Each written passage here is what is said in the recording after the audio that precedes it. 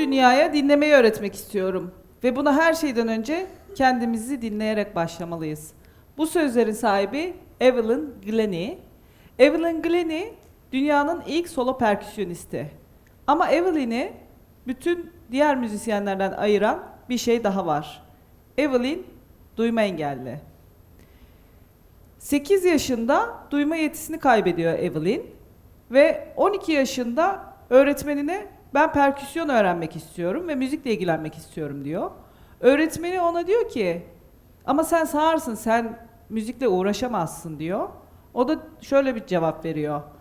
Aslında ben müziği duyuyorum. Kafa derimle, kollarımla, bedenimle, bacaklarımla, her şeyimle müziği duyabiliyorum.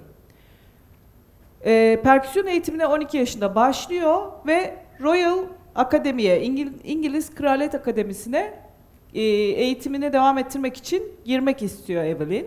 Ve Kraliyet Akademisi Evelyn'in sağır olduğunu öğrenince red veriyor başvurusuna. İşte Evelyn'in ikinci mücadelesi, sağır olduktan sonra ikinci mücadelesi de İngiliz Kraliyet Akademisi'nde eğitim alabilmek için onlarla mücadele etmeye başlıyor ve 16 yaşında İngiliz Kraliyet Akademisi'ne kabul ediliyor. İngiliz Kraliyet Akademisi de benim müziğimi dinlemeden, benim yaptığımı görmeden önyargılı bir şekilde kararını veremez diyerek İngiliz Kraliyet Akademisi'ne onların bundan sonra bütün müzisyenlerin de önünü açacak olan bir karar almasına sebebiyet veriyor. Bir daha asla değişmemek üzere. Aldıkları karar dinlemeden bir daha kimsenin önünü kesmemek oluyor. Evelyn Glennie bugün dünyada 2 Grammy ödüllü, dünyanın ilk solo perküsyonisti ve çeşitli filarmoni orkestralarında çalıyor. Buraya İstanbul'a da geldi Borusan Filarmoni Orkestrası ile birlikte. Ve bütün bunlar benim de doğduğum yıl olan 1981'de oluyor Royal Akademi'ye girişi Evelyn'in. Şu anda 58 yaşında. Aslında geriye baktığımızda çok da uzak bir tarih değil bu yıllar. Müzikten başladık, müzikle devam edelim istiyorum. Şimdi sizce Viyana Filarmoni Orkestrası'nda ilk kadın müzisyenler kaç yılında girmiştir? Ben size söyleyeyim, 1997 yılında kadın derneklerinin büyük çabasıyla ilk kadın müzisyenler Viyana Filarmoni Orkestrası'na kabul ediliyor. Viyana Filarmoni Orkestrası çok geleneksel bir orkestra ama çok da ünlü ve büyük bir orkestra. Bununla birlikte ilk maestra deniyor orkestra şefi, kadın orkestra şefine. İlk maestrada 2005 yılında çalışabiliyor, Viyana Filarmoni Orkestrası'na dahil edilebiliyor. 2005 yılın üzerinden daha 20 yıl bile geçmemiş. Aslında çok yakın tarihlerden bahsediyoruz. Özellikle toplumsal değişimlerin ve kabullerin oturabilmesi için çok kısa bir süreden bahsediyoruz. Hepimiz insanlar olarak, sadece kadın olarak da değil, hayatımızda çokça ön yargılarla, engellerle karşılaşıyoruz ve bu engelleri aşabilmek için içimizdeki ateşe ihtiyaç duyuyoruz. Bu içimizdeki ateş bize karşılaştığımız engelleri aşabilmemiz için önemli bir yol gösterici oluyor. 2005 yılından bahsettik. 2005 yılı deyince ben üniversitemin makine mühendisliği bölümünden 2005 yılında mezun oldum. Ben mezun olduğumda makine mühendisliğinde 70 kişilik bir sınıfta okuduk biz. 4 tane kadın öğrenci vardı. İnşaat mühendisliğinde de 2 tane kadın öğrenci vardı. Bizden sonra akademisyen olan arkadaşlarımla konuştuğumda şu anda bu sayıların çok daha yüksek olduğunu duydum. Bu beni mutlu etti ama hala da teknik eğitimlerde kadınların daha büyük zorluklarla karşılaştığını görüyoruz. Çalışma yaşantımızda da benzer şekilde bir takım önyargılarla kadın teknik insanların çok fazla üst kadrolarda da yer alamadığını görüyoruz. Kadın teknik eğitim alan insanlardan bahsettiğimiz zaman aklıma yine bize tarihten ilham veren Marie Curie geldi. Ve Marie Curie'nin, aslında hepimiz Marie Curie'yi tanıyoruz. Ama onun çok da her zaman bilmediğimiz bazı şeylerinden de bahsetmek istiyorum.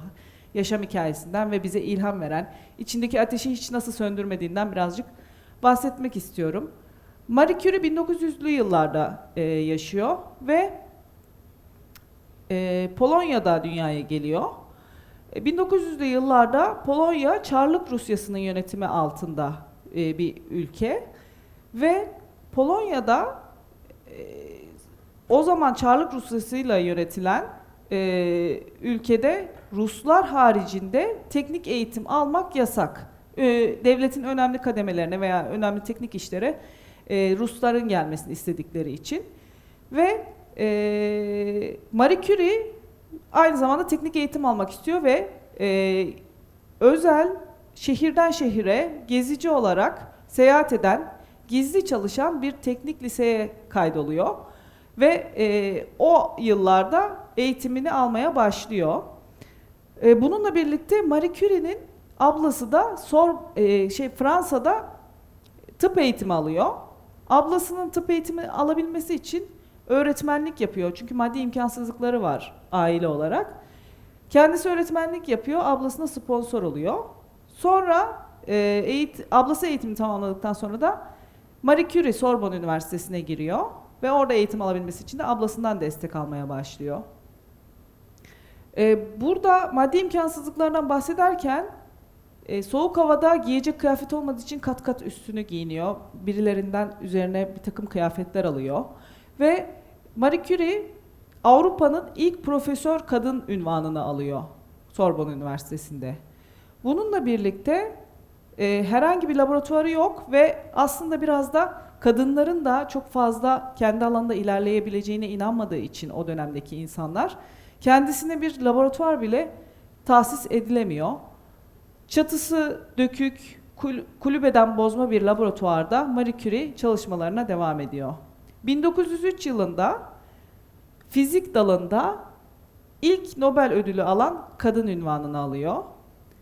Ve çalışmalarına aynı hızla devam ederek ve karşılaştığı engellerle mücadele ederek 1911 yılında da kimya dalında dünyada ilk iki tane Nobel ödülü alan bu sefer bilim insanı ödülünü alıyor. Yani kadınlığını bir kenara bırakıyor ve bilim insanı olarak dünyada bir ilke imza atıyor. 2 Nobel ödülü alan bir bilim insanı oluyor. Bunu almak o kadar kolay olmuyor çünkü meslektaşları da aynı zamanda onun bu alanda gösterdiği başarıyı çok da takdir etmiyorlar ve onu karşısına bir takım engeller çıkarmaya çalışıyorlar. Hatta oturduğu evi taşlamaya kadar gidebilecek şekilde itirazlar oluyor Marie Curie'nin Nobel ödülünü almasına. Bütün bunlara rağmen Marie Curie ve aynı maddi imkansızlıklara rağmen Marie Curie hiçbir ortaya koyduğu bilimsel icada patent almıyor. Bunun sebebi de bilimin hizmetine sunabilmek için herkesin bu bilime ulaşabilmesi için hiçbir şekilde patent almıyor. Evet, biraz ilham veren tarihi hikayelerden bahsetmek istedim. Aslında hepimiz hangi kimlikte olursak olalım, yaşantımızda birçok zorluklarla ve engellerle karşılaşıyoruz. Aslında yaşantı birazcık buna benziyor. Yaşamak biraz buna benziyor. Ama bize her zaman yol gösteren içimizdeki ateş oluyor ve herkesin serüveni kendine. Bir içinde bulunduğumuz serüvende bir olay karşısında verdiğimiz tepki, yılgınlıklarımız veya mücadeleci ruhumuz, savaşçı ruhumuz, beklememiz veya koşmamız, bunlar hepimizin hikayesini biricik yapıyor. Ve herkesin serüveni gerçekten kendine. İçimizdeki ateşten bahsetmişken de Antik Yunan'dan ilham verici bir hikaye ile konuşmamın sonuna gelmek istiyorum. Tanrıların tanrısı Zeus, Olimpos Dağı'nda ateşe sahip olan Zeus. Zeus çok paylaşmayı da seven bir insan değil. Zeus'un ateşini bir gün Prometheus, Zeus'un ateşini çalıyor ve insanlara armağan ediyor. Ve bunu duyan Zeus çok sinirleniyor. Önce Prometheus'u cezalandırıyor. Kafkaslar'da bir dağ zincirliyor ve ona işkenceler ediyor. Daha sonra hırsını alamayan Zeus, bu ateşe sahip olan insanoğluna da bir ceza vermek istiyor. Prometheus'un ikiz kardeşini bir tane kadınla evlendirmeye karar veriyor. Bu kadının adı Pandora. Pandora'yı dünyaya gönderiyor Zeus ve dünyaya gönderirken de ona bir evlilik hediyesi veriyor. Evlenen ve evine giden Pandora, Zeus'un da kulağına fısıldamasıyla Pandora'nın kutusunu açıyor. Pandora'nın kutusundan öfke, ikiyüzlülük, riyakarlık, keder, pişmanlık ve kötülük, her türlü kötülük Pandora'nın kutusundan dünyaya yayılmaya başlıyor. Ve bunu fark eden Pandora alelacele Pandora'nın kutusunu kapatıyor. Ve kutunun içinde bir tek şey kaldığı söylenir.